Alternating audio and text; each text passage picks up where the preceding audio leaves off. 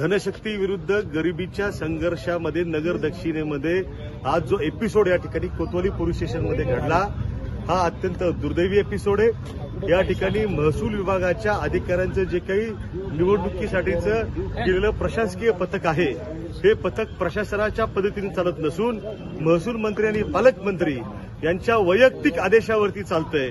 ही अत्यंत दुर्दैवी बाब आहे। या ठिकाणी निलेश लंकेंसाठी काम करणारे अॅडव्होकेट राहुल झावरे आमचे जे सहकारी आहेत त्यांच्यावरती त्या ठिकाणी खोट्या पद्धतीनं पोलीस प्रशासनाचा आणि निवडणूक यंत्रणेचा गैरवापर करून त्या ठिकाणी गुन्हा दाखल केलेला आहे। काय तर म्हणे त्यांच्याकडे 60,000 रुपये सापडले।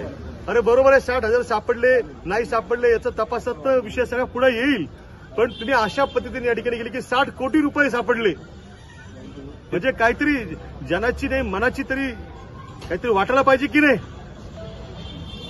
तुम्ही 4 तास झाले त्यांना इथं डिटेन मगापासून करून ठेवलंय। 3 लोकांना डिटेन केलं। ज्या ठिकाणी एमआयडीसी मध्ये आणि अन्य भागांमध्ये लाखो रुपयांच्या रकमा सापडल्या ते तुम्ही 10 मिनिटांमध्ये कारवाई करून मोकळं केलं। मग ते पैसे कुणाचे होते? त्याच्याशी पालकमंत्र्यांचा आणि विद्यमान खासदार सुजय विखे पाटील यांचा काही संबंध आहे का?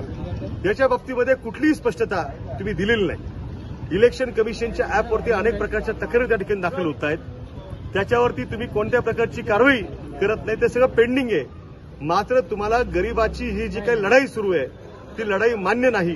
तुम्हाला लोकशाही मान्य नाही, तुम्हाला संविधान मान्य नाही।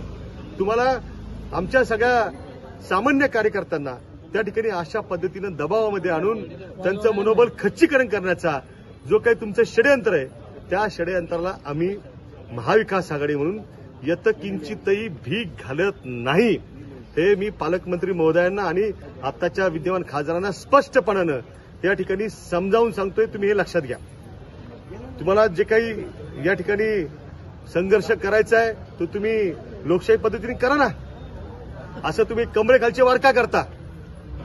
तुमच्या पायाखालची वाळू सरकली असेल आणि तुम्हाला जर नैराश्य लवकर त्या ठिकाणी आलं असेल तर आज 29 तारीख होती, आज अर्ज माघारीची मुदत होती, अनेकांनी अर्ज माघारी घेतले। तुमचा पराभव जर झालेला आहे असं तुम्हाला त्या ठिकाणी खात्री पटलेली आहे तर तुम्ही आज अर्ज स्वतःचा मागे घेऊन निवडणुकीतनं बाजूला होऊन त्या ठिकाणी आपल्या उत्तरेतल्या तुमच्या कारखान्याकडे आणि तिथल्या सगळ्या संस्थानांकडे कूच करायचं होतं। तुम्ही थांबले कशाला या ठिकाणी? त्याच्यामुळे एक लक्षात घ्या की आम्ही नगर शहरामध्ये काँग्रेस आणि शिवसेना राष्ट्रवादीचे कार्यकर्ते काम करतो।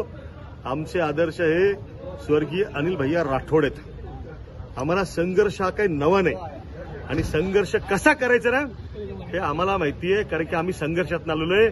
आमच्यातलं काय कोणी युवराज नाही, ज्यांची निवडणूक आम्ही लढतोय सर्वसामान्यांच्या पाठबळानं ते लोकनेते निलेश लंके हा एका शिक्षकाचा मुलगा आहे, एका शेतकरी आईचा मुलगा आहे आणि जनसामान्यांचा आवाज आहे, तो तुम्ही दाबू शकत नाही। मला एकच इशारा या निमित्तानं द्यायचा आहे, तुम्ही अशी कितीही कटकारस्थाना करा, तुम्ही अशी कितीही षडयंत्र त्या ठिकाणी रचा, 13 तारखेपर्यंत अजून काय काय काय काय होईल हे सगळं नगरची दक्षिणेची जनता पाहणार आहे। पण एक सांगतो की ज्या दिवशी 4 जूनचा दिवस उजाडेल, मतमोजणी होईल, त्यावेळेला या नगर दक्षिणेमध्ये सर्वसामान्य माणसं गरिबी विरुद्ध धनशक्तीच्या लढाईमध्ये संघर्षामध्ये लाखो सर्वसामान्य माणसांचा विजय त्या ठिकाणी झाल्यानं आपल्याला पाहायला मिळेल। बाकी हा ट्रेलर होता, पिक्चर अभी बाकी आहे। आम्ही सगळ्यासाठी सज्ज आहोत हे तुम्ही लक्षात ठेवा।